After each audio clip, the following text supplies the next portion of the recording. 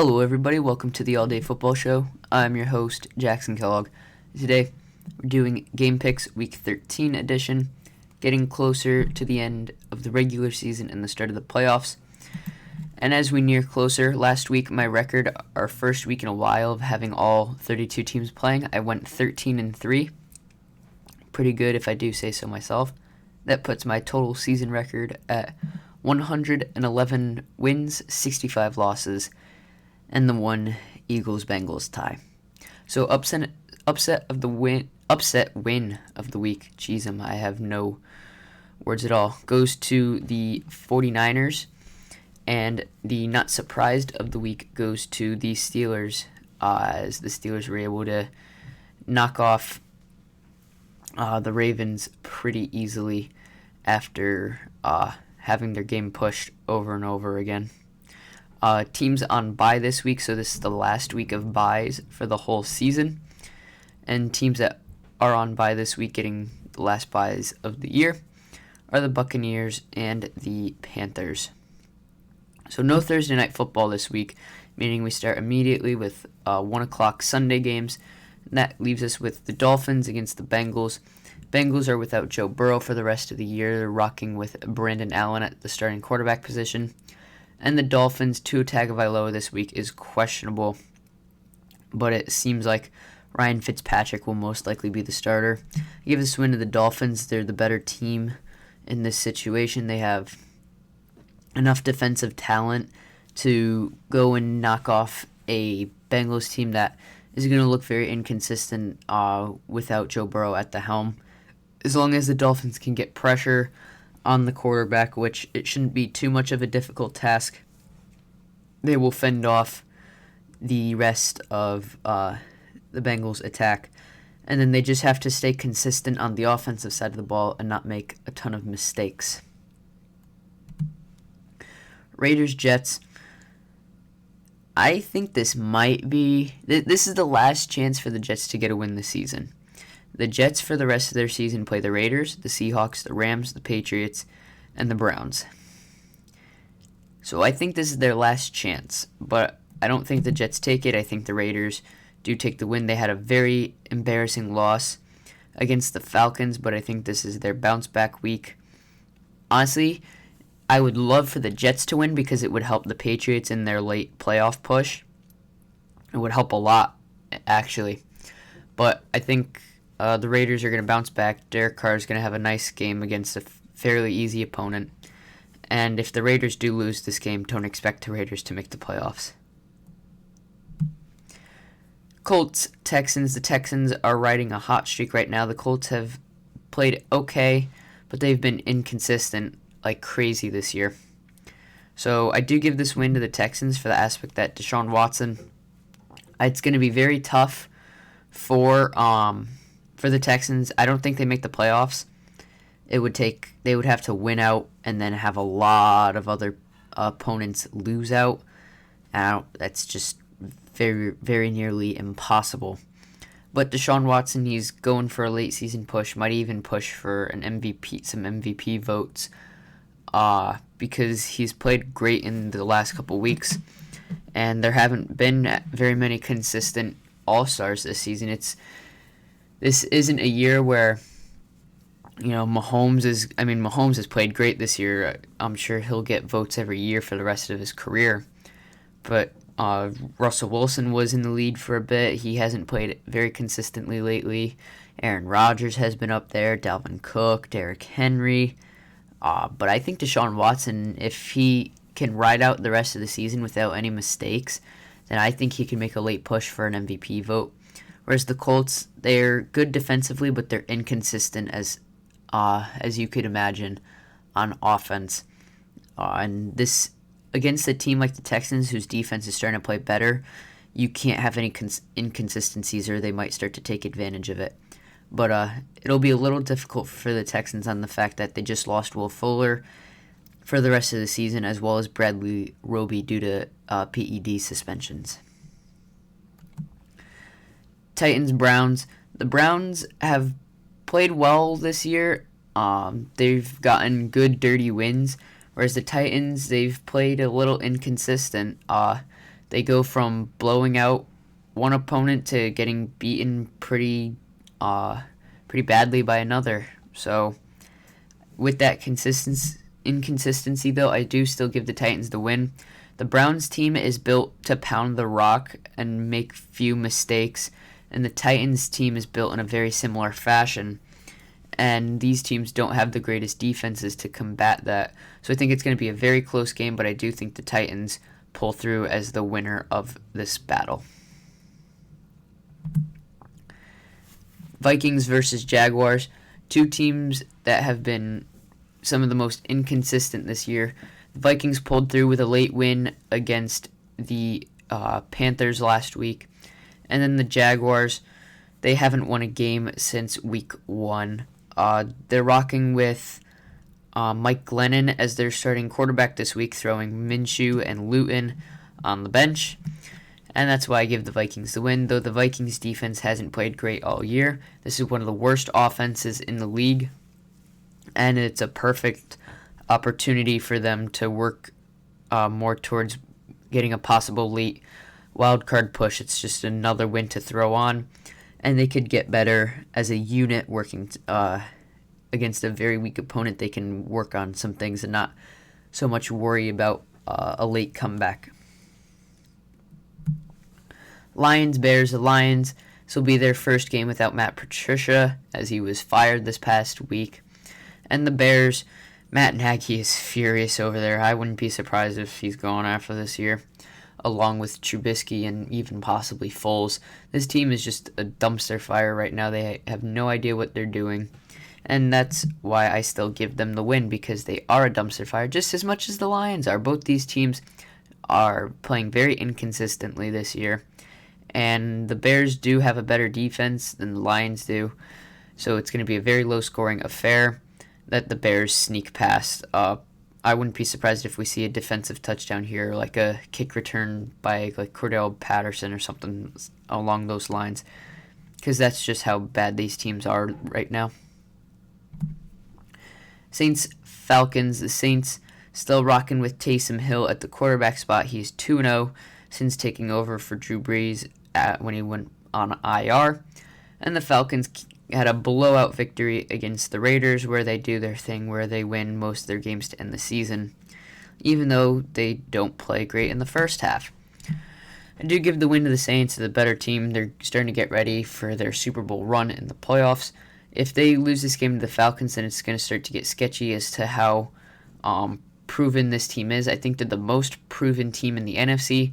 They're winning games without Drew Brees, and when you win games without your starting all-star quarterback, then you're proving that you have a talented, at least roster offensive-wise.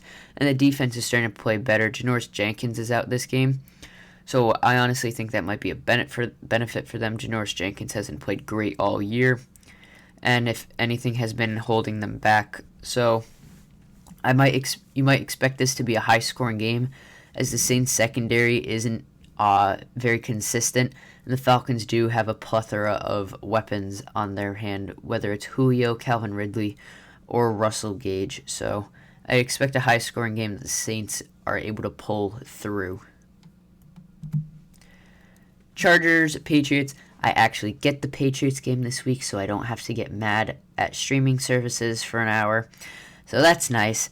But the Patriots coming off of a close win against the Cardinals, in which Nick Folk kicked a 50-yard field goal to finish it. And the Chargers came off of a loss to the Buffalo Bills. The Chargers are better than what their record shows. As bad as this team is, a lot of their issues have been on the coaching side and not so much the talent on the field. Justin Herbert has been trying to carry this team, and he's a rookie, so that doesn't really bode well. Just go ask Joe Burrow.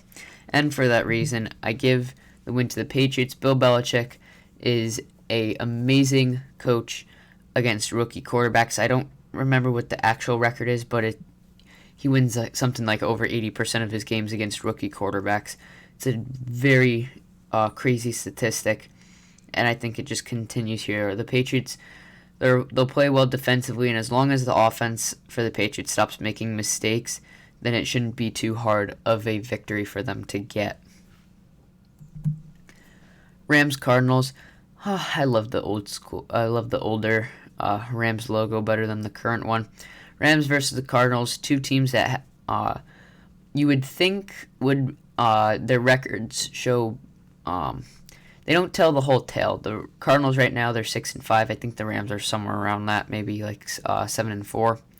But both of these teams, they've had good wins where they beat teams like the Seahawks. They've beaten the Cardinals beat the Bills, but then they go and have tough losses where the Rams lose to the 49ers, and then the Cardinals lose to the Patriots. Both the 49ers and Patriots haven't played too great this year. The 49ers have been banged up all year. They're winning with scraps, and the Patriots offense has been inconsistent the entire year. So the fact that these two teams who are most likely going to be in the playoffs and the wildcard spots fighting for a Super Bowl, it makes you wonder how good these teams actually are. Their record is interesting when you look at the division they're playing. They're playing the NFC East for the whole year, so their record already gets a boost with essentially 4 free wins. And then they're all battling each other. Say you all take one and lose one. That puts you right there at a 7-3 record automatically. So you go win a couple more games, and there you have a playoff spot. So I do think it's a little sketchy looking at the Cardinals or the Rams as ultimate contenders, but I do give the Cardinals the win. I think they have the better offense. Jared Goff has been inconsistent this year. Sean McVay laid him out for that the other day. I don't think the issue with the Rams is Sean McVay. I think it's the execution by the players on the field. And the Cardinals, I think their issues are very similar. They have to have better execution, but it also does have to do with coaching. They have to have more consistency on all parts of the team, whether it's offensive side, defensive side, special teams, and the coaching staff. But I do think the Cardinals take the win. I hope they do. DeAndre Hopkins needs to have a monster game. Seahawks, Giants. Giants are without Daniel Jones again this week, rocking with Colt McCoy as their starting quarterback. Giants have been under the radar, dealing with some tough injuries this year. Saquon went out earlier in the year. They just lost Daniel Jones. They've dealt with injuries at their skill positions on offense. It's been a tough season for the Giants, and they're still in a fight for the division with a 4-7 record, which is welcome to 2020. And the Seahawks are right now first in the NFC, riding a 8-3 record. Their wins have been very staple wins, and their losses have been very tough losses. I do think that the Seahawks win just because they're clearly the better team. But if the Seahawks do struggle against this game against the Giants, then I'm going to start to get a little worried about how the Seahawks will do for come playoff times. Because the Seahawks defense hasn't been great all year, and that's been their biggest issue, is what happens when teams start scoring on the Seahawks. Are they going to be able to win these air raid, high-scoring games? And granted, I don't think that's going to happen against the Giants, but if the Giants start to keep it close with the Seahawks, then I'd start to worry about when the Seahawks start to play more competitive teams. Chiefs, Broncos. The Chiefs are riding a hot streak right now. They've destroyed every opponent they've played since their loss to the Raiders. The Broncos, hopefully they're not throwing a practice squad wide receiver as their starting quarterback this week, is what their hope is. It'll most likely be Drew Lock, barring any issues with COVID again. But I do give this win to the Chiefs. The Broncos are still trying to figure out their identity. This year was supposed to be the year of deciding whether Drew Lock would be the future starter or not, and it's still not clear. He's shown promise, but he's had mid to high ceilings, but very low floors have been shown as well. It's a very Jameis Winston-esque vibe, but without all. When he has turnovers, he doesn't make up for it with big plays. So I think that's going to be an issue for the Broncos looking at their future outlook.